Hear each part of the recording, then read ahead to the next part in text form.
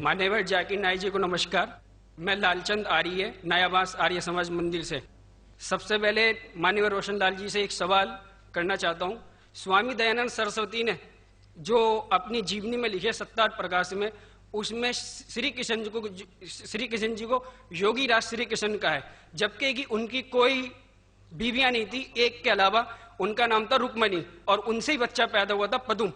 इन्होंने एक इल्जाम लगाया आर्य जाति पे कि श्री कृष्ण जी की 11,000 पत्नियां थी। कृपया आप समाधान करें और इसका जवाब आप पूर्ण लें इनसे कि इन्होंने जो इल्जाम लगाया है क्या वो सही है या गलत है। जवाब के लिए इंशाल्लाह मैं हाजिर हूँ। इधर सवाल मुझसे पूछा जाएगा इंशाल्लाह। शंकराचार्य अगर चाहते मैं जवाब के बाद इजाफा करना चाहते मैं उन्हें दे दूंगा इंशाल्लाह। मैं भी तालिब इल्म हूँ अल्हम्दुलिल्लाह, सिर्फ कुरान का नहीं, वेद का भी, महाभारत, रामायण इंशाल्लाह। पहले आपका सवाल दूंगा इंशाल्लाह और बाकी जो शंकराचार्य ने कहा उसका भी जवाब दूंगा। भाई साहब ने कहा कि जो मैंने इल्जाम लगाया कि कृष्ण के 16,000 से ज्यादा बीवी थी, वो इल्जाम ने वो आपके महाभारत में लिखा हुआ है। और कृष्ण की एक बीवी ने 8 बीवियां थे, 8 बीवियां थे, उसमें से रुक्मणी थी, 8 बीवियां थी। उसके बाद 16,100 जब जंग के हालत के अंदर उनने 16,100 से शादी की। ये लिखा है महाभारत के अंदर अनुशासन पर्व में। मैं आपको हवाला दे रहा हूं। किसी भी धर्म में, किसी भी मजहब में जब आप तकरीर करते हैं, जवाब देते, उसका हवाला होना चाहिए किताब से। मैं कहता हूं या कोई स्वामी कहते या शंकराचार्य कहते, उसकी वैल्यू 0 है। मैं कुछ कहता हूं इस्लाम में, उसकी वैल्यू 0 है। मैं हवाला दूंगा कुरान और सही हदीस का।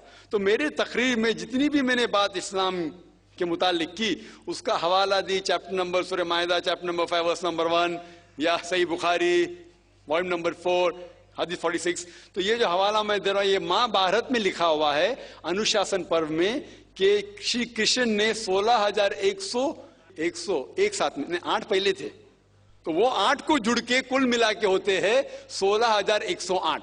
तो 16,100 साथ में उन्होंने की। वो जंग के हालत में जब कई लोग मारे गए, तो उस हालात में तो ये इल्जाम नहीं, हकीकत है। अगर आप समझते ये गलत है तो आपको महाभारत में नहीं मानना चाहिए।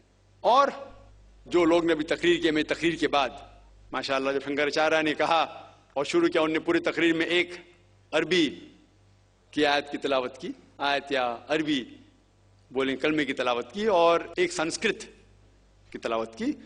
और कई लोग ने जब उन्हें कहा ला इलाहा इल्लल्लाह मुहम्मद रसूलुल्लाह, जब उन्हें कहा कलमे शहादत ला इलाहा इल्लल्लाह मुहम्मद रसूलुल्लाह, बहुत लोग ने ये समझा होगा कि जो कह रहे हैं शंकराचार्य वो मुसलमानों को बहलाने के लिए कह रहे होंगे।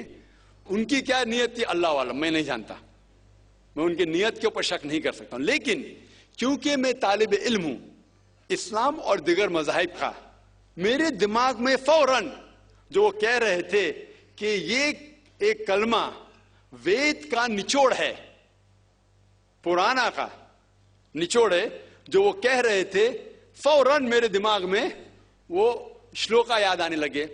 और शंकराचार्य बिल्कुल सही कह रहे थे। उनकी नीयत क्या थी अल्लाह आलम, लेकिन वो बिल्कुल सही कह रहे थे कि अगर आप हिंदू मजहब की किताब पढ़ेंगे, उन्हें सही कहा कि हिंदू मजहब, ये नाम जो हिंदू है ये ब्रिटिशर्स ने दिया है, अंग्रेज लोग ने दिया। ये हिंदू लफ्ज जो है अंग्रेजों ने दिया है, सही नाम होना चाहिए वेदांतिस या सनातन धर्म। ये हिंदू जो नाम है ये हिंदुइज्म अंग्रेजों ने दिया।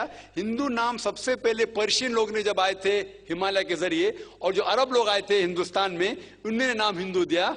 और आप इंसाइक्लोपीडिया ब्रिटानिका में पढ़ेंगे वॉल्यूम नंबर 20 रेफरेंस नंबर 581, उसमें कहा गया है कि Hinduism is a group of beliefs for people living in India. तो हिंदुइज्म जो लफ्ज है ये अंग्रेजों ने दिया है, सही लफ्ज होना चाहिए सनातन धर्म। और बिल्कुल सही है कि सबसे ऊंची किताब हिंदुइज्म में वेद और उपनिषद पुराना।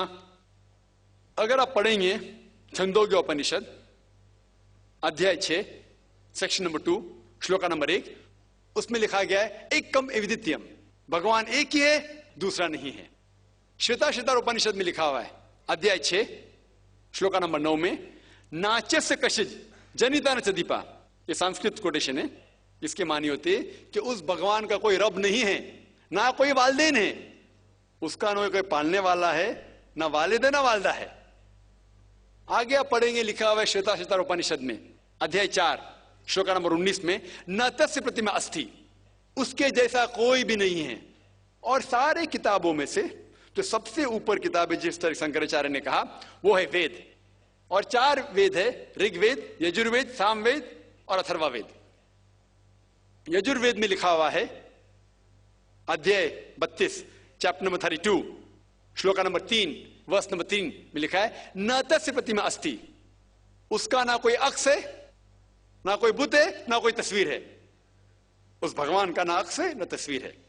और आगे लिखा हुआ है यजुर्वेद में अध्याय 40, श्लोका नंबर 9 में, अंधात्म प्रविशन्ति या असम्मुति उपास्ते। अंधात्म मतलब अंधकार, प्रविशन्ति मतलब अंदर जाना।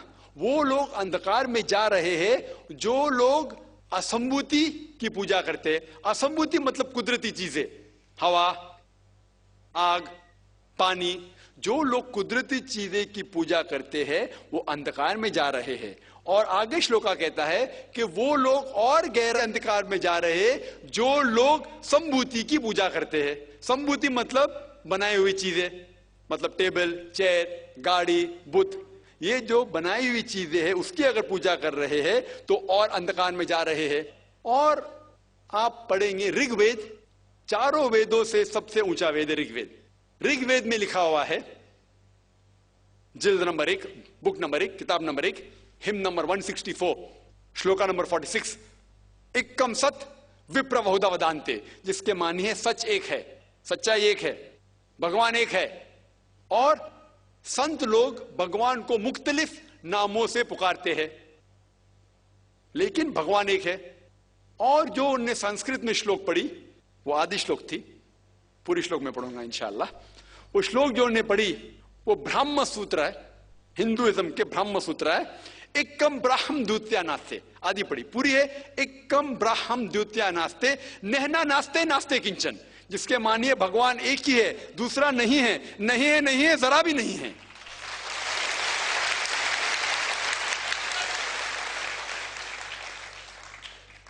ये पूरा ब्रह्म सूत्र है। वक्त की किल्लत की वजह से उन्हें आधा पढ़ा और मुझे ऐसा लग रहा था जैसे कि उनने मेरी एक तकरीर सुनी जिसका मौजू है similarities between Hinduism and Islam. Hinduism और इस्लाम में यकसानियत। ये हो गया पहले पाठ कलमा का, ला इलाहा इल्लल्लाह, ना कोई माबूद है अल्लाह के सिवा। अब दूसरे पाठ है मोहम्मद सल्लल्लाहु अलैहि वसल्लम, मोहम्मद रसूलुल्लाह, मोहम्मद सल्लल्लाहु अलैहि वसल्लम रसूल है।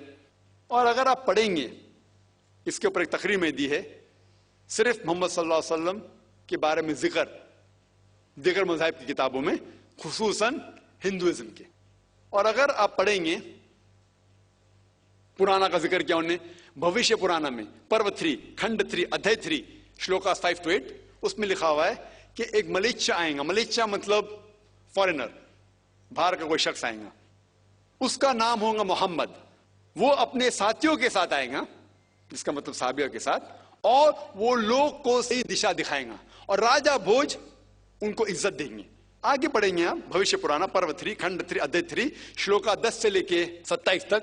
उसमें लिखा हुआ है कि ये शख्स आर्य धर्म को फैलाएगा, सच्चा धर्म को फैलाएगा।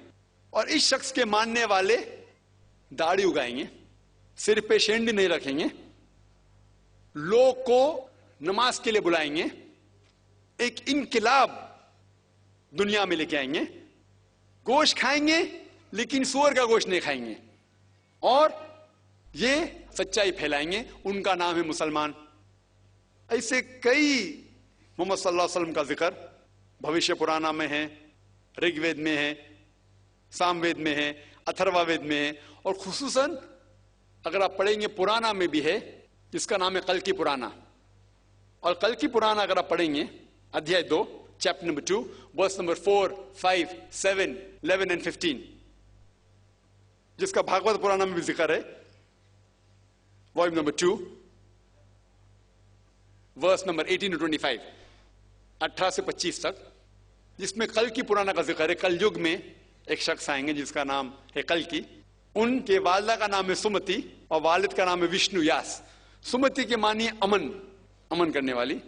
और हम जानते हैं कि हमारे पैगंबर, आखिरी पैगंबर सल्लल्लाहु अलैहि वसल्लम के वालिदा का नाम था आमिना, जिसका मतलब है अमन फैलाने वाले। और विष्णु यास मतलब भगवान की इबादत करने वाला, और हम जानते हैं मोहम्मद सल्लल्लाहु अलैहि वसल्लम के वालिद का नाम अब्दुल्ला था। इस तरीके से मोहम्मद सल्लल्लाहु अलैहि वसल्लम के आने का जिक्र कल की पुराना में है और भागवत पुराना में भी है। तो इस बुनियाद पर ये पूरी तकरीर कर सकता हूं मैं 2 घंटे के लिए, 4 घंटे के लिए, सिर्फ मोहम्मद सल्लल्लाहु अलैहि वसल्लम का जिक्र हिंदू मजाहिब की किताबों में। अभी वक्त नहीं है, लेकिन ये दोनों जोड़ के जो शंकराचार्य ने बिल्कुल सही कहा, ला इलाहा इल्लल्लाह मोहम्मद रसूलुल्लाह, के निचोड़े का ना कोई माबूद है अल्लाह के सिवा, और मोहम्मद सल्लल्लाहु अलैहि वसल्लम के पैगंबर है। लेकिन आखिरी में हमारे मोहतरम शुएब साहब ने कहा कि अल्लाह उन्हें हिदायत दे, और मैं भी अल्लाह ताला से दरखास्त करता हूं कि अल्लाह उन्हें हिदायत दे। ना ही सर कटाने की इस्लाम के लिए, इस्लाम के ऊपर अमल करने के, हो सकता है कि काफी चीज पर अमल करते होंगे, लेकिन मुकम्मल जिस तरीके से कहा गया है उनके वेद के अंदर कल की पुराना में, एक शख्स आएंगे जो आपको सीधी रास्ता दिखाएंगे। वो जिक्र कल की के बारे में, जो जिक्र मोहम्मद सल्लल्लाहु अलैहि वसल्लम के बारे में, और उन्हें इस्लाम की किताबें पढ़ी अल्हम्दुलिल्लाह सुम्मा अल्हम्दुलिल्लाह। और इंशाअल्लाह मैं भी दुआ करता हूं कि अल्लाह ताला शंकराचार्य को हिदायत दे। तो जो भी सवाल का जवाब है अल्हम्दुलिल्लाह किताबों के हवाले से होना चाहिए, वो सही जवाब है।